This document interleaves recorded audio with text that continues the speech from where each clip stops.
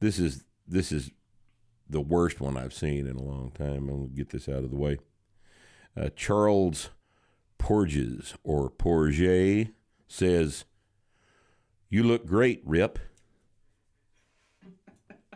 From the Asgard Company Studios in beautiful Wichita Falls, Texas, from the finest mind in the modern fitness industry, the one true voice in the strength and conditioning profession, the most important podcast on the internet. Ladies and gentlemen, starting Strength Radio.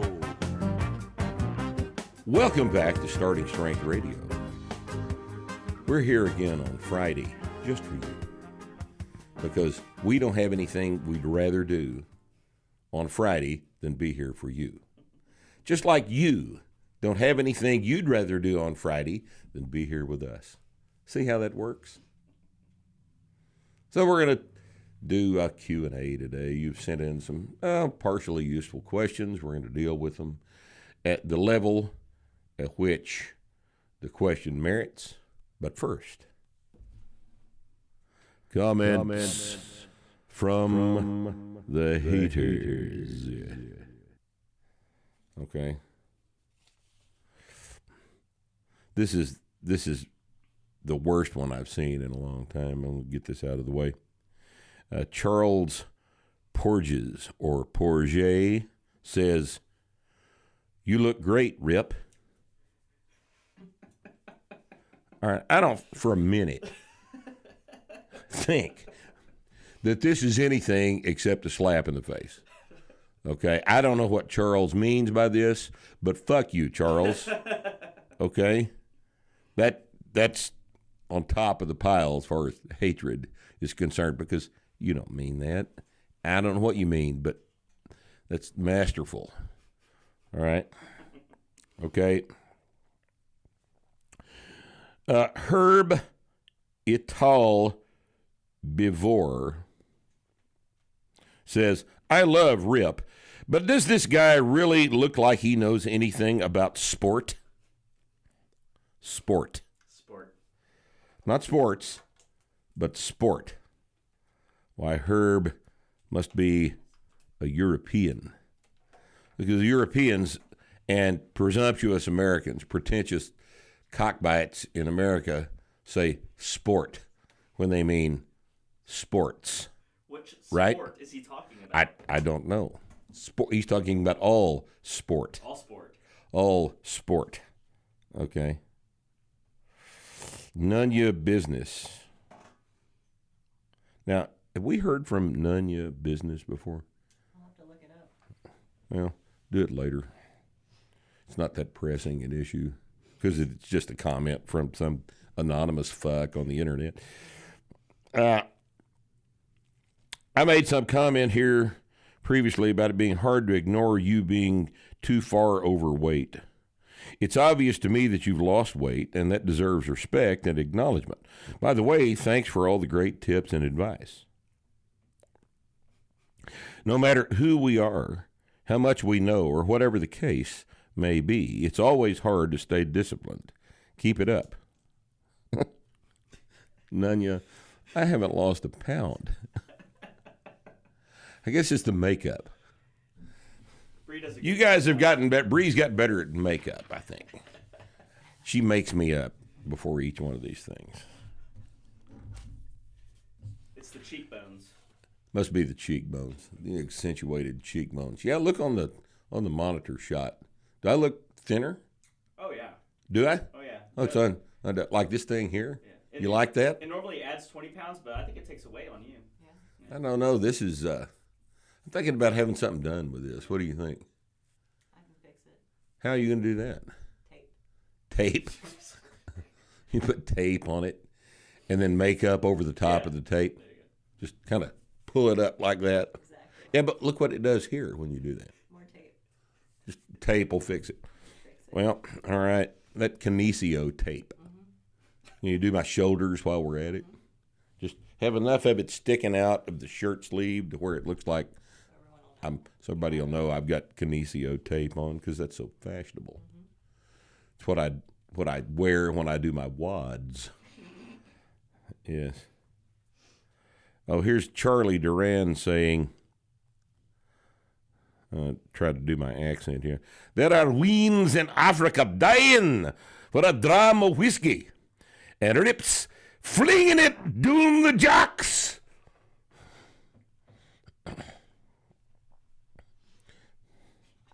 He doesn't approve of the dumping of the entire bottle of Jameson. All right, I want you to understand something. I didn't buy that bottle of Jameson. All right? Nick did. All right? I don't buy Jameson. But this was his idea.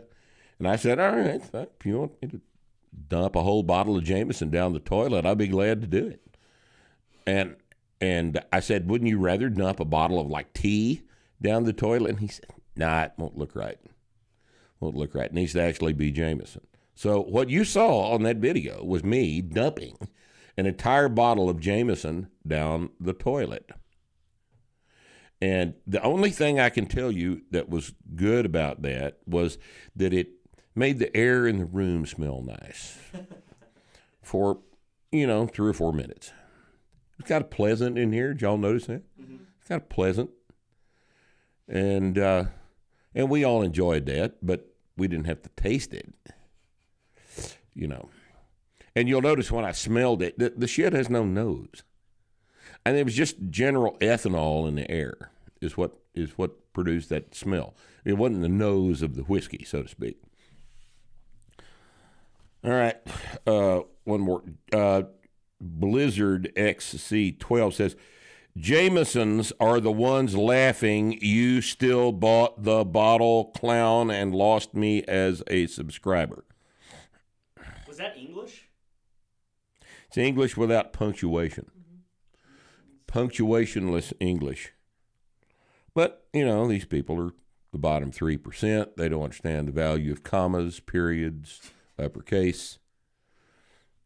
Just these are the bottom 3%. What did you think was going to happen on comments from the haters? You like that segue? I like it. I'm into it. Okay, here's a little story that I want to start off with. This is a little old, actually, but I bring this in because it is so outrageous, and it further bolsters my position on doctors in general and pediatricians in particular. Pediatricians I've long held are far, far worse than even general practice physicians, GPs, are just entry-level people, and they hadn't been to hadn't had a lot of education beyond just medical school. Pediatricians are sent to pediatric school and are taught to be stupid. They're actually, apparently, worse when they get out of school for pediatrics than they are when they go in. Because here is a story, and this I've had a lot of experience with it because I deal with kids all the time. And we talk to kids in the gym, and we have to listen to what their pediatrician tells their parents about what we're doing wrong in the gym and how, it's bad for kids to lift weights and it'll stunt their growth and what else stupid that pediatricians. Shocking growth plates was what I. Shocking growth plates will, for example, there are kids walking around all over North America right now with one leg shorter than the other because their growth plates were shocked when they were, amazingly enough, only when they were in the gym lifting weights. Yeah. Not playing football or soccer. That's healthy. That's fine. Running into another kid at 20 miles an hour is perfectly fine. Clipping his knee. Oh, yeah. Sideways, Yeah, getting clipped Yeah. on the football field. Oh, yeah. On the soccer field, getting kicked in the shin on the soccer field. That's just fine. That's just fine. Pediatricians love that.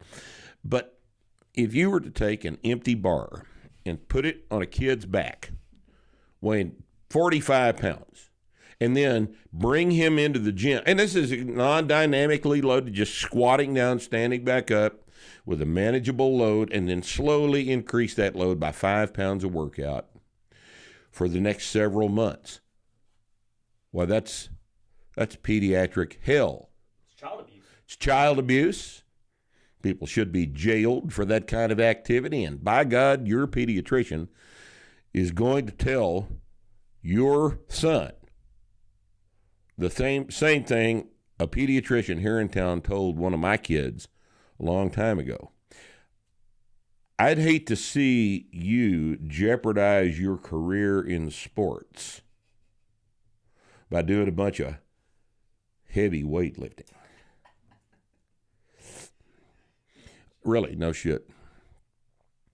So these idiots are now telling people that more kids should get weight loss surgery, even some preteens. More kids should get weight loss surgery, bariatric surgery, chopping their stomach out, forever altering their digestive system.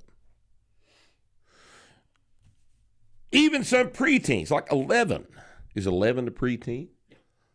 Where do you get to be teen? 13? I think that's an interesting semantic distinction. So 13-year-olds, 11-year-olds, 10-year-olds, fat kids should get surgery. Why do you think these kids are fat? Parents. Has it occurred to anyone to maybe drag the fucking parents into the doctor's office? And since the parents are apparently in charge of feeding them, at least some of the time when they're not ceding that responsibility to the public schools, do you think maybe it'd be a good idea to involve the parents in maybe some behavior modification before we chop part of the stomach out of an 11-year-old kid? God damn it! Maybe get them off the You fucking couch. fucking idiots! I'm sorry, I shouldn't be that.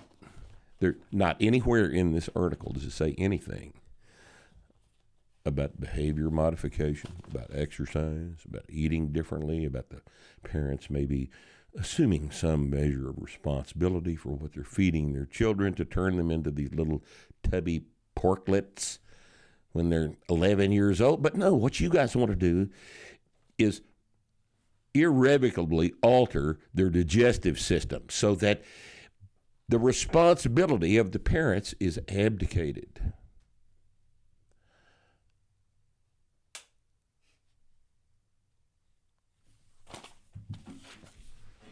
Okay. Now,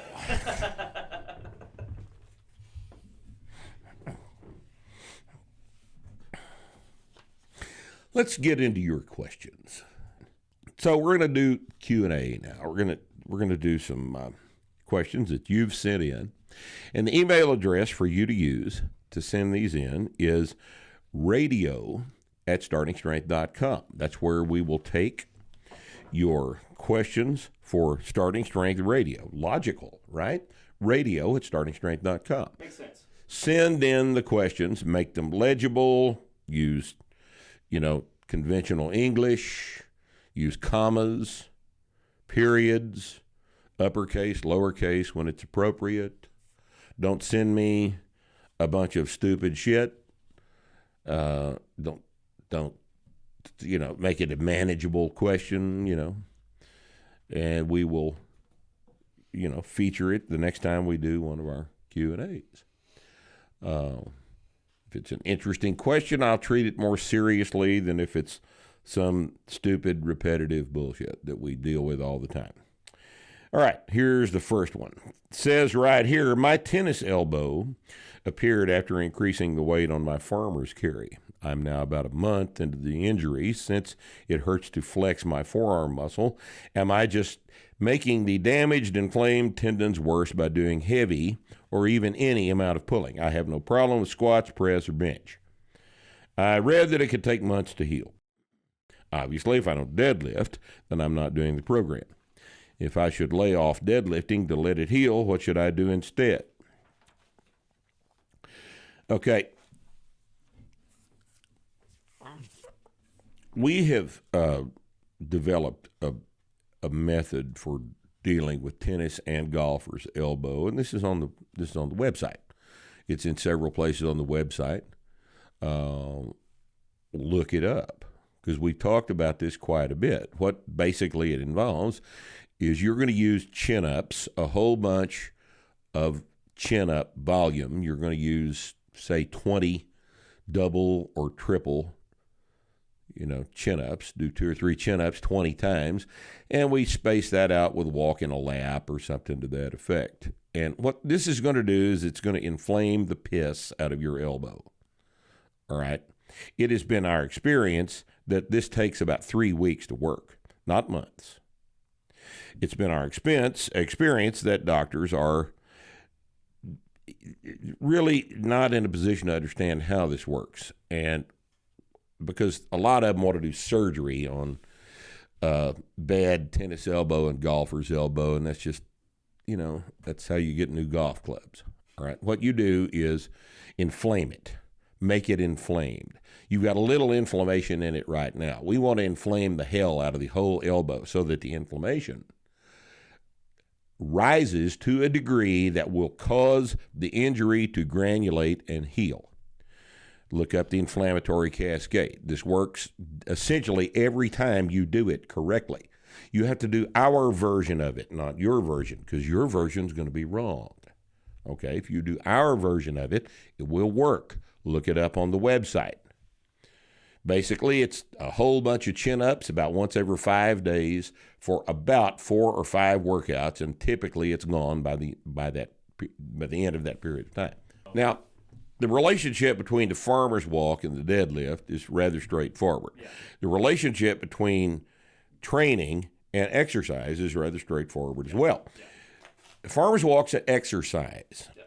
It's a performance. It's what you do in a strongman competition. It's hard to train the farmer's walk because it doesn't lend itself as well to training as the deadlift does.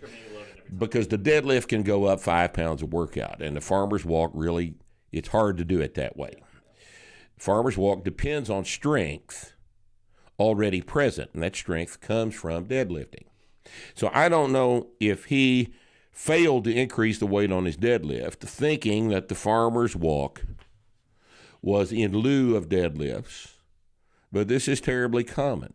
So what I would do is I would read the articles on the website that deal with the difference between exercise and training. This is the 2-factor model, and there's 2 or 3 articles I've written about that. Look them up. Get familiar with the concept. Apply the concept to your training, okay? Now, here we are with the next question.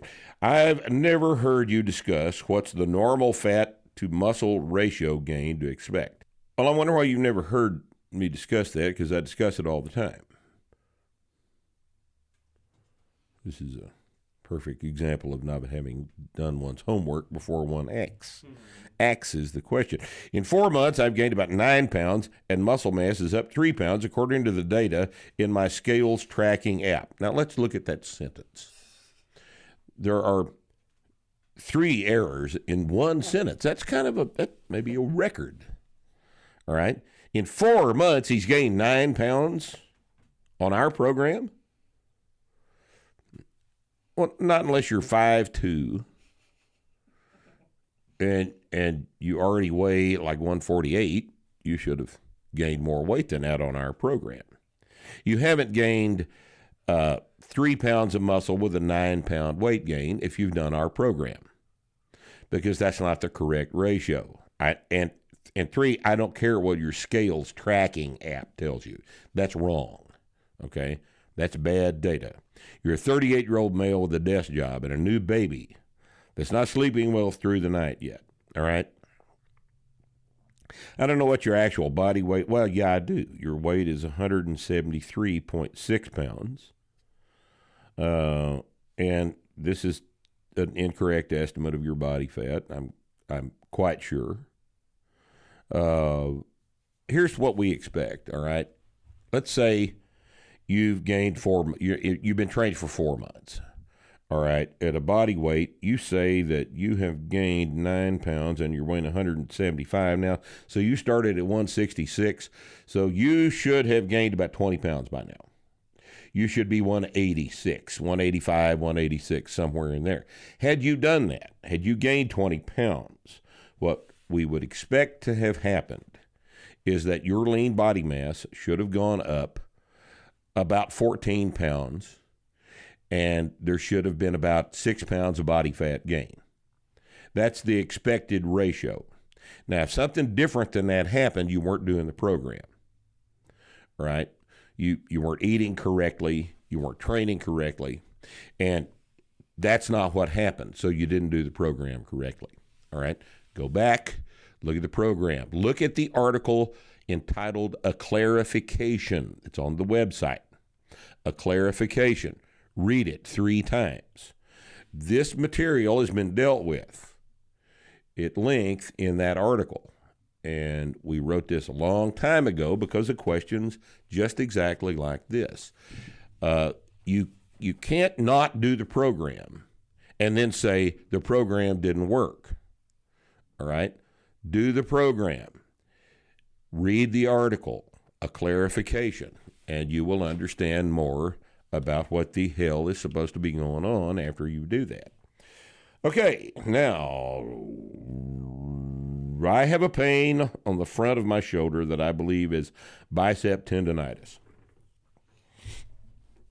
This is most likely from overextending my shoulder for many weeks in trying to compensate for a poor bar position on my low bar squat, something that I've since corrected. Good. Most people carry the bar with too wide a grip and therefore overextend their shoulders. They pull their elbows up too much in the back in order to compensate for the fact that they're not getting enough carry effect up the forearm from the elbow with their elbows lower.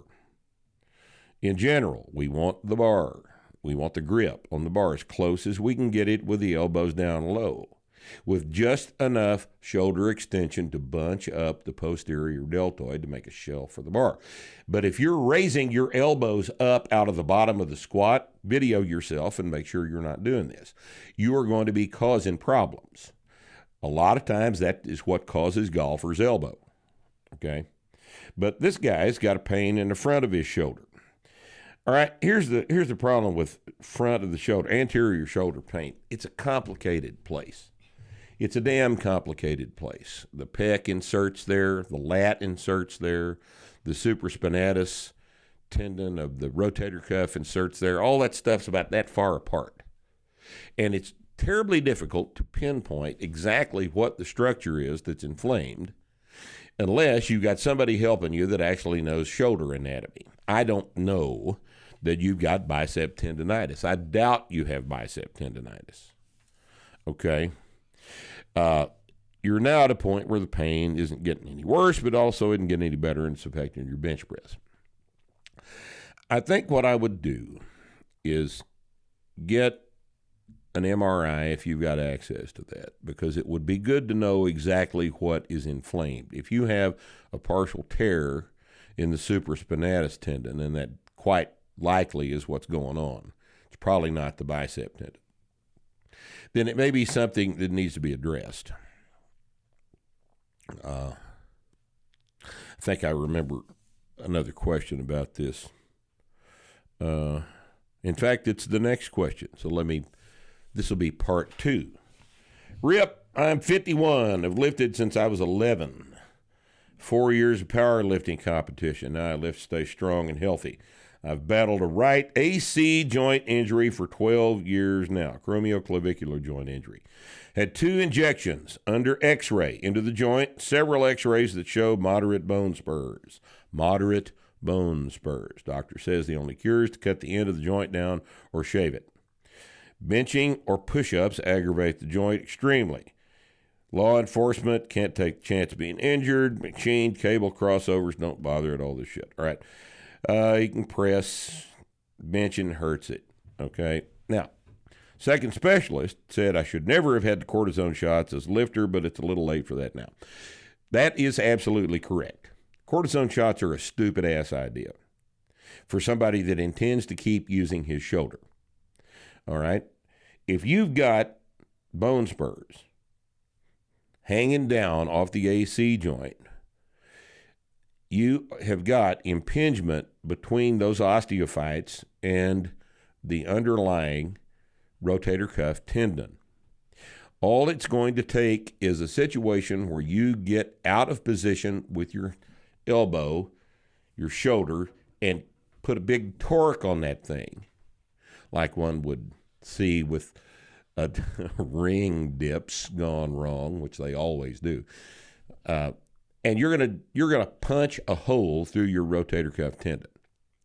All right, in my opinion, if I were you and I knew I had those bone spurs, but I had not yet poked a hole in that tendon, if I were you, I would go in and have the Mumford procedure, that's what that's called, performed prior to the destruction of the tendon. Because it's going to be a hell of a lot easier to recover from that, and it's a hell of a lot less painful than having to repair the tendon and at the same time do the Mumford procedure. You'd rather have an original equipment rotator cuff tendon, an intact rotator cuff tendon. If you can do something prophylactically to preserve the integrity of that tendon before you injure it, which you're going to do if you've got bone spurs on it, then that's what you need to do. All right? And to the previous guy that doesn't know what his actual situation is, you may have the same kind of a deal going on. Get it looked at. An MRI is diagnostic for these types of problems. Okay?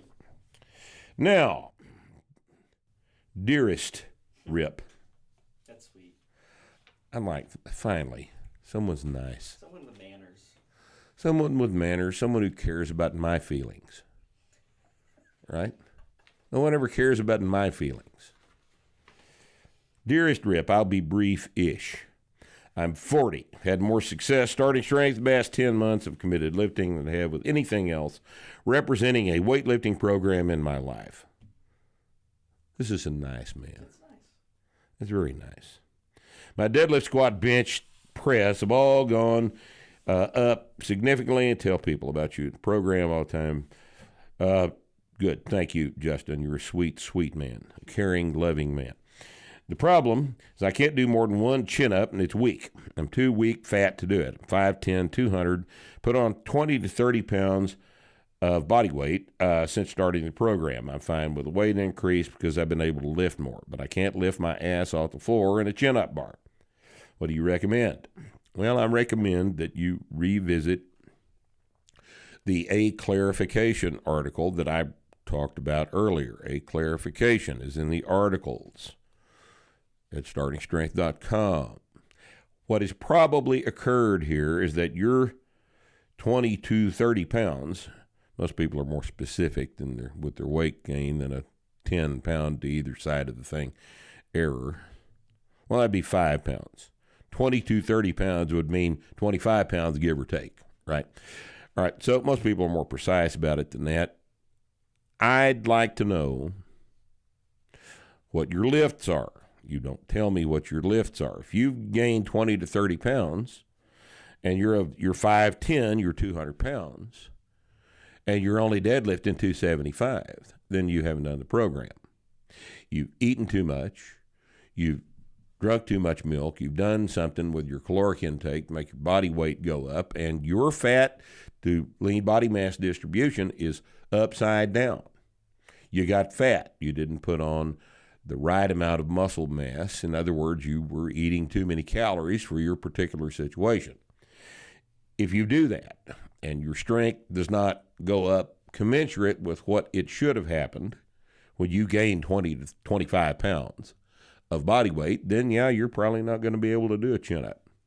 Now, for most men, if you can't do a chin-up, just getting your deadlift up to 405 fixes that.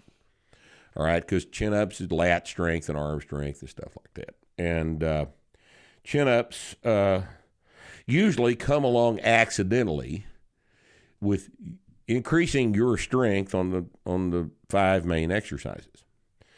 I think you need to look at that. You need to look more carefully at your situation, read the clarification article, and see if that's where the problem is. Okay. Hello, Starting Strength. I'm an 18-year-old freshman in college who apparently didn't learn to spell when he was in high school, and a collegiate men's volleyball player. He's on a sports scholarship. That's why he didn't learn anything. Sport. He's on a sport scholarship. Right?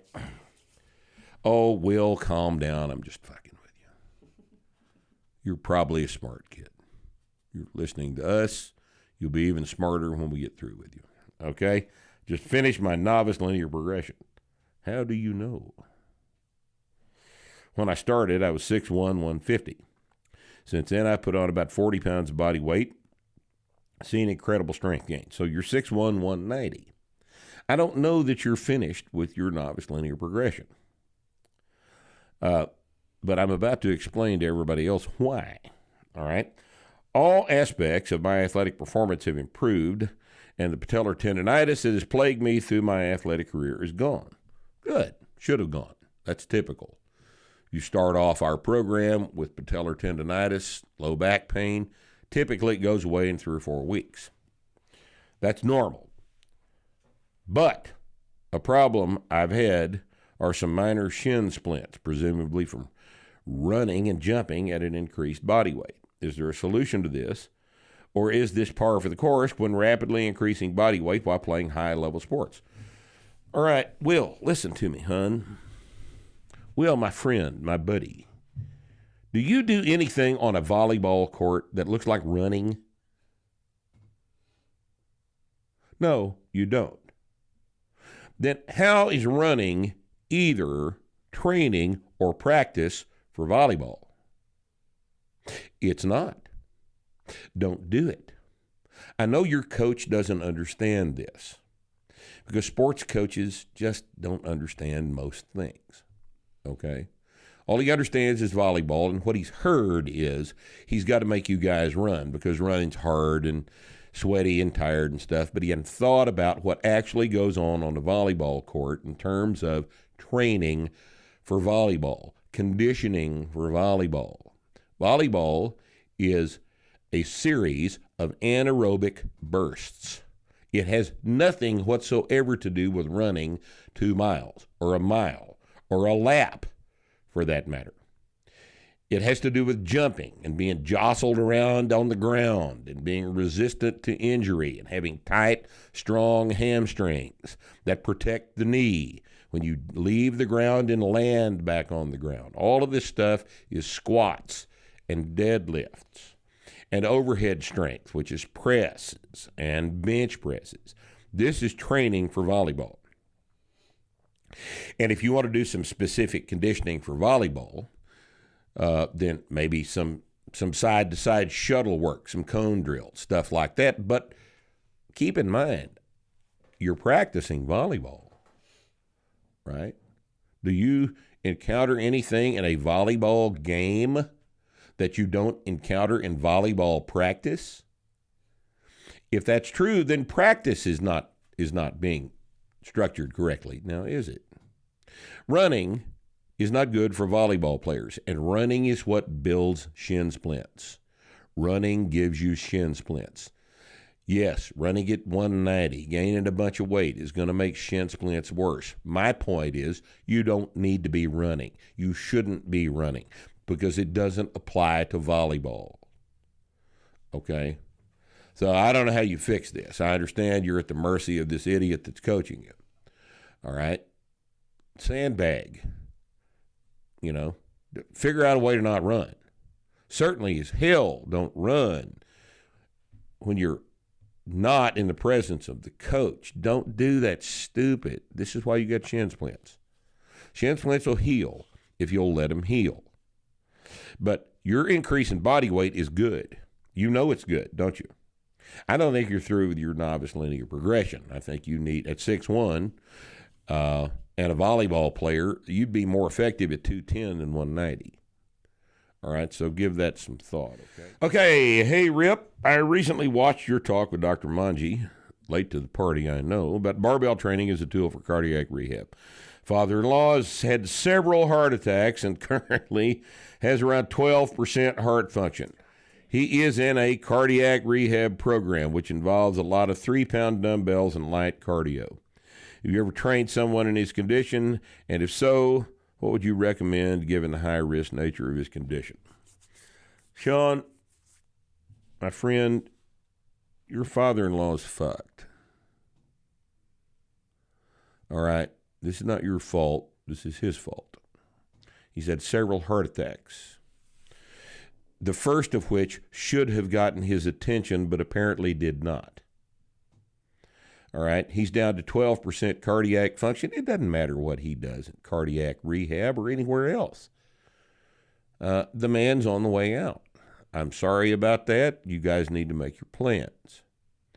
I hate to have to tell it to you this way, but there's not any point in beating around the bush here. The man's destroyed himself. There's nothing left of him to fix. Several heart attacks, 12% heart function. These kind of people are the ones that die. I wish that weren't the case. And those of you people who think I'm being harsh, why don't you listen to what I'm telling you? All right? If you let yourself get into this bad a condition, you're going to be dead. Okay? Don't do that. The first heart attack is your wake-up call. That's the alarm going off. All right? Now, that's when you need to get worried about what you're going to do about it. Not until you've had several and are down to 12% cardiac function. Okay? If he didn't care enough after the first one to fix anything, well, I'm sorry, we can't help him. You know, there's just a limit to what, training can help you recover. I'm sorry about your father-in-law, but this is a question for everybody else, not him. Okay. Now, what is this thing about here? I plateaued 4 months on overhead press and deadlift. Only 2 lifts I have any interest in progressing. Yes, I'm stubborn. So am I. Okay.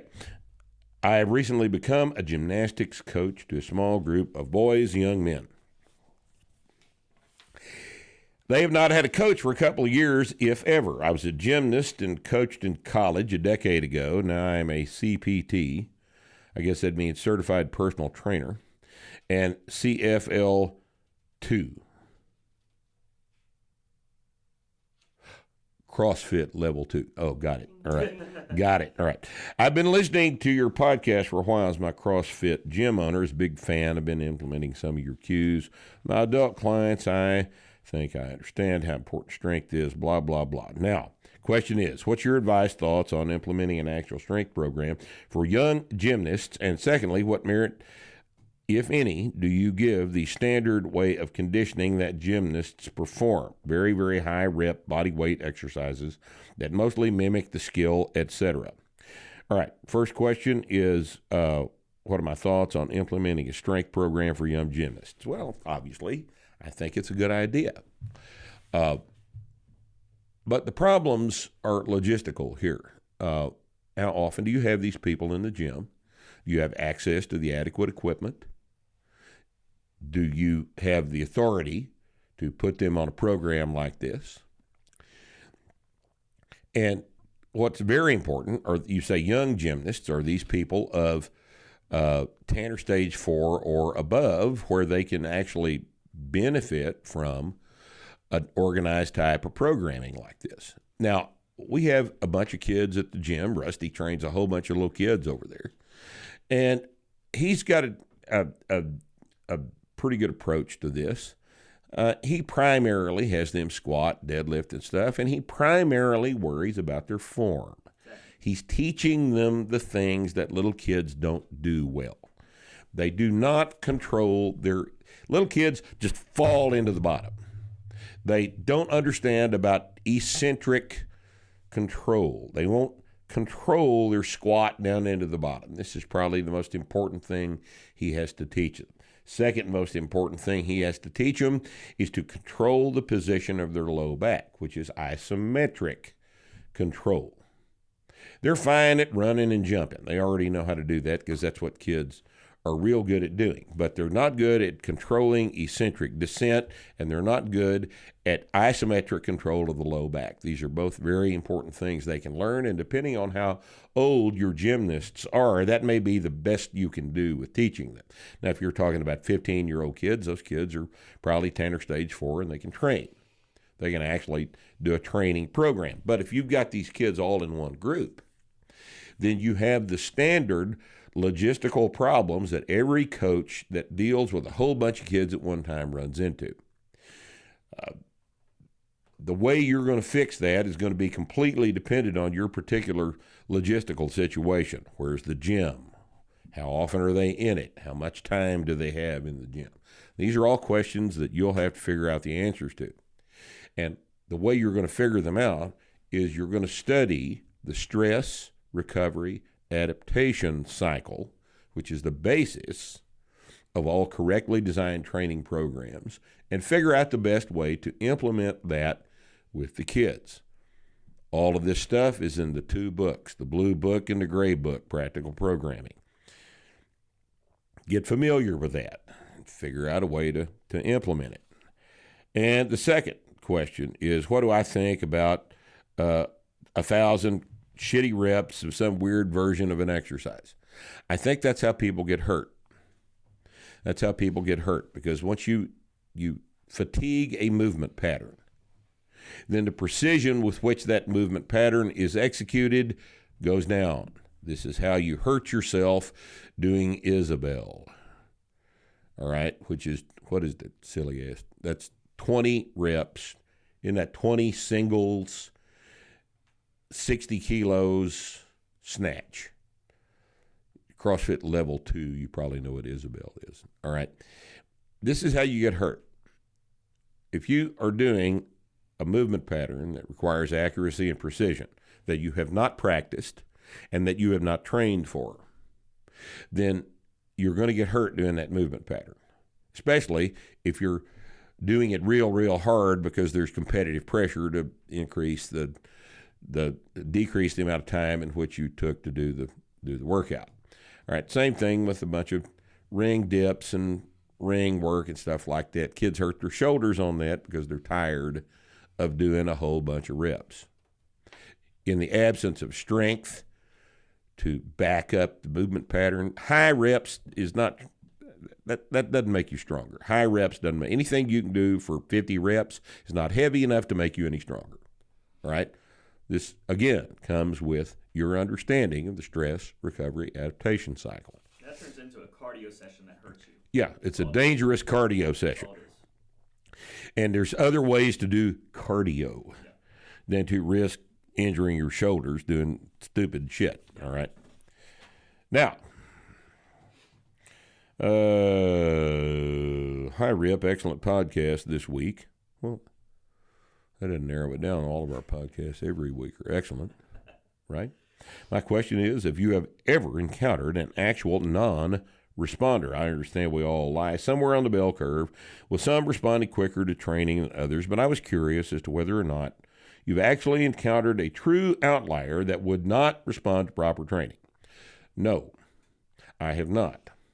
The only people that do not respond to proper training are people that are so old and infirm that they cannot engage in proper training, or people in the highly unenviable position of having a metabolic wasting disease, like muscular dystrophy, Lou Gehrig's disease, some horrible debilitation that actually prevents the muscle's ability to adapt with normal muscle protein synthesis. These kinds of people cannot do this. But thankfully, that is a tiny minority of the population. You will not actually ever encounter a person that wants to do this, that absent that kind of pathology cannot actually respond to proper training. Doesn't occur. Now, the degree to which they respond to proper training is going to, of course, vary with the aforementioned genetic endowment, but with age, their ability to eat enough to get recovered, their ability to sleep enough to get recovered, prior injury history, this sort of thing. So there's a big, huge, gigantic amount of individual variation in the ability to recover from a properly constructed training program that's constructed according to the stress recovery adaptation cycle. But as far as actual non-responders go, no, that's pathology. That's not that is not genetics. Okay, Rip, thoroughly enjoy the podcast. I wonder how it can exist without 40 minutes of product promotions and chit-chat about what you did over the weekend. Did we chit-chat about what I did over the weekend? No. Oh, no, we didn't. Because you know why? Because I didn't do anything over the weekend worth talking about. That's why. That's right. I did use our starting strength bar on our starting strength rack earlier, though. Did you? Yes. That's fascinating. Yes. I did also wear our Dominion Strength starting strength belt. Is that what you did this weekend? I did that this weekend. So. Oh, that's so cool. Let's talk about that for a while. Yeah. I was also wearing. No, let's don't. All right. Okay, he's 37. He weighs 165. He only squats 185. He deadlifts 275. He presses 115 and benches 2 1/4. Why does a 165-pound guy bench more than he squats? Red flag, right? Currently serving in the Canadian military. Oh, well, he's a Canadian. Is that racism? No, they're white. It's not racist. Well, you don't know that for sure. Yeah, that's true. I've tried numerous tastes Canadian. You're going to tell me now Canadian's not a race. Okay, I've tried numerous times to begin and follow through with the starting strength novice linear progression method. However means that you didn't follow through with the starting strength novice linear progression. So everything else is immaterial. All right, if you can't do the method, then you can't obtain the results that the method provides. Now, this is just arithmetic, right? This is simple logic. No other considerations need be discussed. You haven't done the method. And all these complicated questions that are essentially excuses are not going to apply here. If you can't do the program, I understand you can't do the program. All right, but there's not any way to do the program while you're not doing the program. You understand my point here? You can't do the program and not do the program at the same time. In other words, if you can't do the program, don't expect the benefits the program provides. All right? But this squatting 185, benching 2 1/4 at a body weight of 165, James, man, you're not trying. You're a gym rat. You go to the dumbbell rack when you get to the gym. I know you. I've known you for a long time. All right? Okay. Next. No. Don't send me shit like that. Okay? I don't want to see it.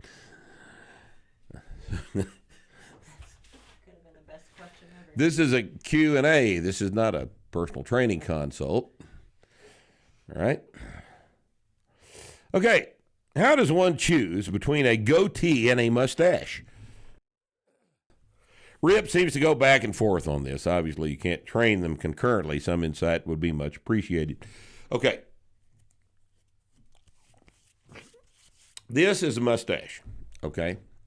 Now, if to this mustache I were to add some hair right down here, just like this,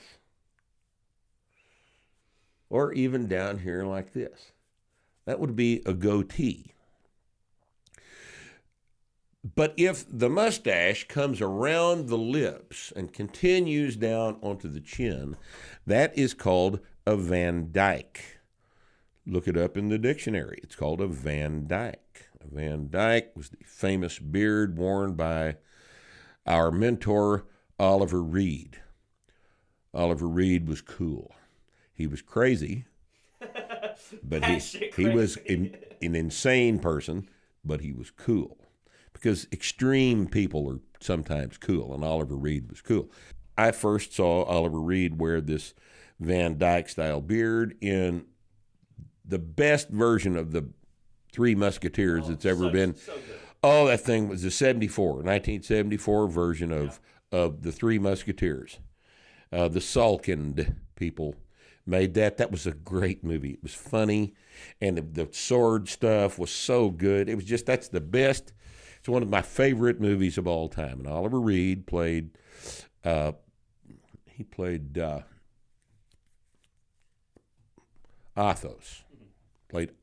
in that movie. And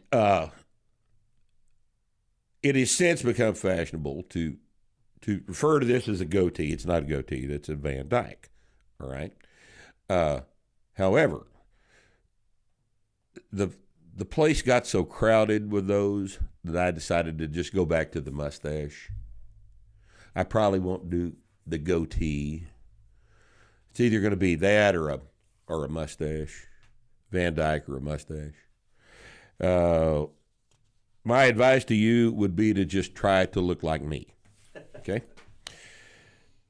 Now, hi, Rip, first of all. Let me scratch my nose here a minute. All right. Hi, Rip, first of all, thank you for all of the knowledge and benefit of your experience that you put out for our benefit. Squats become my favorite new thing to do in the gym. Thanks to your book and videos. I'm still working on my technique, but incidentally, every now and then I manage a perfect rep, and the ease with which I pop that weight right up is a testament to the effectiveness of the technique you teach. Yes, you're correct. Absolutely true. As a working stiff with young kids and a wife at home, I have to manage my time in the gym as effectively as possible.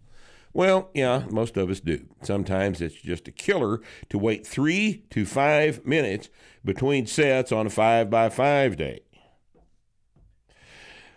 Would it be okay to do these exercises as supersets? I'd be done a third of the time if I could just squat, bench, row, rest 3 to 5 minutes, next superset, is, etc., as opposed to doing each singular movement one at a time and moving station to station. All right. John. Yeah, you can do them as a superset if you don't want to make any progress, all right? If fatigue limits your ability to do the next set, then you hadn't rested long enough.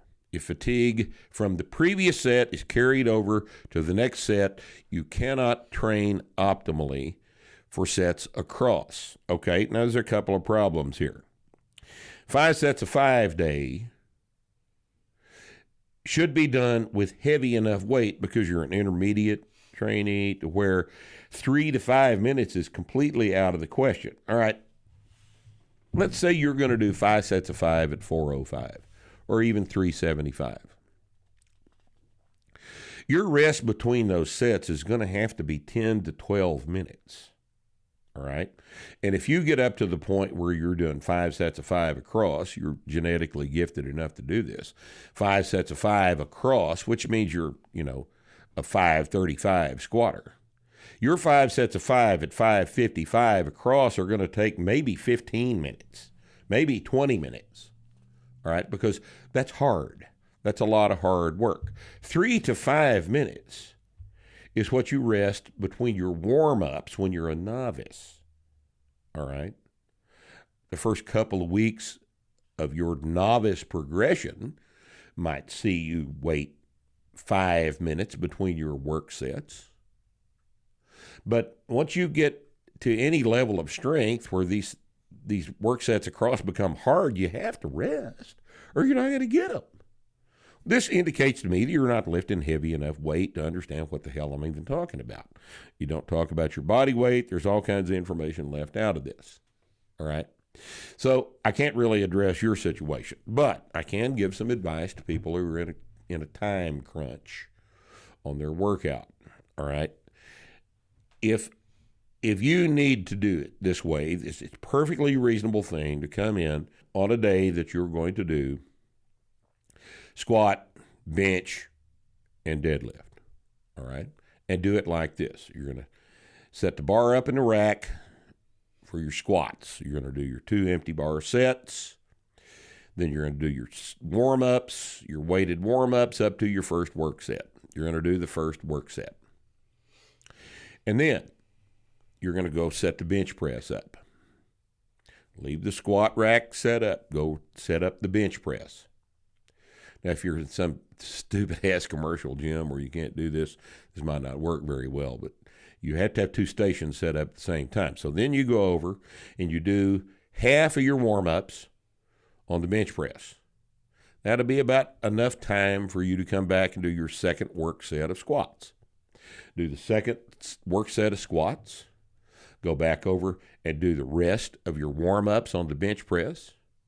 That'll be enough time for rest between your second and third work set of squats. Do the third work set of squats. Then do the first work set of the bench after you take your squat bar down off the rack and put that up. That'll be enough rest between the squat and the first work set of benches because you've already warmed up for the bench. First work set of benches. Do that. Now go set your deadlift up. Put it on the ground. Do your first warm-up set of deadlifts. Second warm-up set of deadlifts. Go back, do your second work set of benches. Do the last warm-up set, last 2 if you're going to do 2 more warm-up sets of deadlifts. Do both of those. Then go back, do your last work set of bench press. Put the bench press up. Do your work set of deadlifts, and you're done. You've saved a whole bunch of time without significantly compromising the quality of the rest between the work on these different body parts. Okay? That'd be what I would suggest if you're in a position where you need to do it like that. But John here is not. Okay? Now, look. Last thing in the stack. All right? Let's make it a good one. Well, I have no control over that. Yeah. I didn't write the question, so I don't have any idea how good it's going to be. I have kind of glanced at it, but I haven't got it memorized. It probably is not in the pile if it's ridiculous. Maybe, yeah. Yeah, that's not necessarily true. Hi, I injured my low back doing some stupid shit when I was 22. Who hadn't? I had a muscle tear in my lower back, according to my doctor back then, so I'd take a 6-month rest from training. Okay.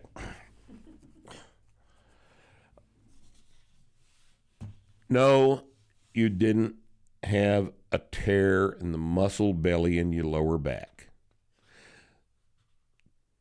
Lower back tweaks are very, very, very, very, very seldom erector muscle belly tears. Very, very seldom. They're usually back tweaks that are common to the entire human race. You jerk a little bitty muscle, one of the intravertebral muscles or ligaments, or you tweak a piece of cartilage, or you pinch something, or you do all of the dozens of other things that account for typical local low back pain. All right?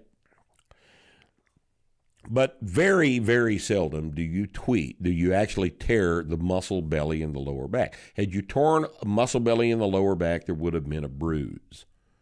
A muscle belly tear is accompanied by a bruise, unless it's a very minor one. All right, minor ones heal up very quickly. In no event is a low back going to take 6 months of rest from training to heal up. You just didn't want to train. Okay, that's fine with me. I understand that. But your doctor was wrong, and you are lazy. Okay? You just wanted an excuse to not train. Well, you had one. All right? Now I believe I have a scar because I still have a small amount of pain. It's in the upper side of the glute, almost above it on the right side. All right. That sounds like an SI joint problem to me, because that's approximately the area that an SI joint problem would show up. He squats 70 kilos, deadlifts 85, presses 30. He's a rank novice.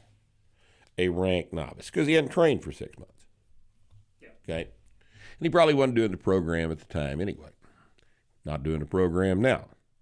All right, here's the situation. I hate to break this to you, but you're probably going to have some recurring pain in that area for the rest of your life. SI joint problems show up in humans. They're painful. You train through them. If you can't train through them, then you can't train. But there's going to be some pain associated with training through it. What you have to understand is that training through an SI joint problem will not hurt the SI joint.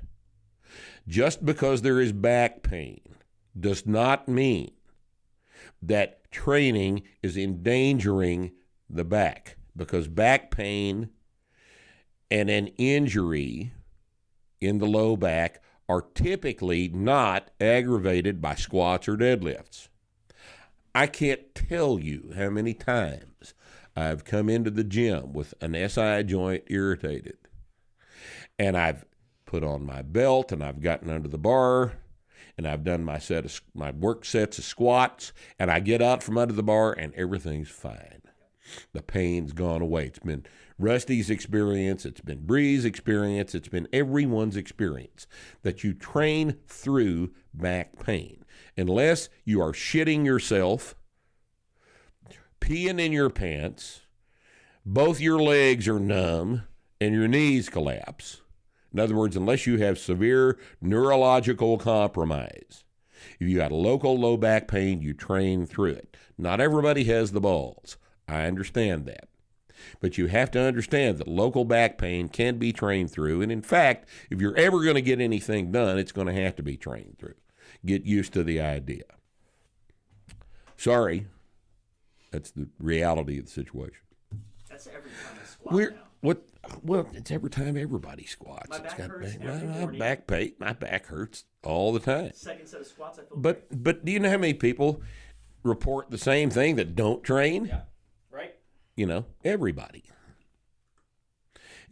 I'm sorry, back pain is the only thing all human beings everywhere on earth have in common. You should just ban under it. Some of us are Muslims, some of us are Zoroastrians, some of us are fundamentalist Christians, some of us are atheists, some of us follow the ways of the North. We all have back pain. Some of us are black, some of us are white, some of us are yellow, some of us are red. Is that all the races? What about Canada? Canadians. Some of us are Canadians. Some of us are Canadians. We all experience back pain because we're all humans. And you're not exempt. I'm real sorry, but you're not exempt. Okay? So, look, the table's empty. I'm so sad. I guess we need to stop talking now. Thank you for joining us here on Starting Strength Radio, and we will see you one way or another next week.